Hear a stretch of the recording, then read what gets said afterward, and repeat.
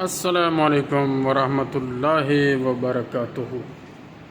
انسان جو بیہیو کرتا ہے وہ دراصل 50% اس کے ڈی این اے کے مطابق ہوتا ہے، 10% جو اس کی پرسنالٹی ہے وہ ارد گرد کے ماحول کا نتیجہ ہوتی ہے، اور 40% جو باقی بچ جاتی ہے وہ دراصل انسان اپنی محنت سے، اپنی کوشش سے اپنی شخصیت کو بناتا ہے۔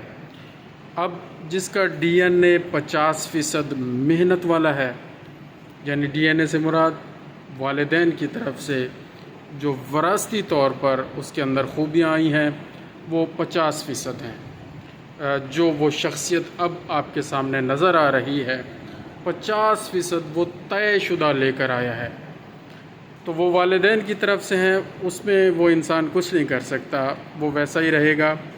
جو 10% مزید ہیں وہ ارد گرد کے ماحول جہاں وہ رہتا ہے، جن کے ساتھ وہ رہتا ہے اور جن کے پاس وہ رہتا ہے، جن کے قریب وہ رہتا ہے، اس ماحول کا وہ نتیجہ ہوتا ہے 10%۔ 60% ہو گیا، باقی 40% وہ اپنی محنت سے بنتا ہے، اپنی کوشش لگا کر جو وہ بن سکتا ہے وہ بن جاتا ہے۔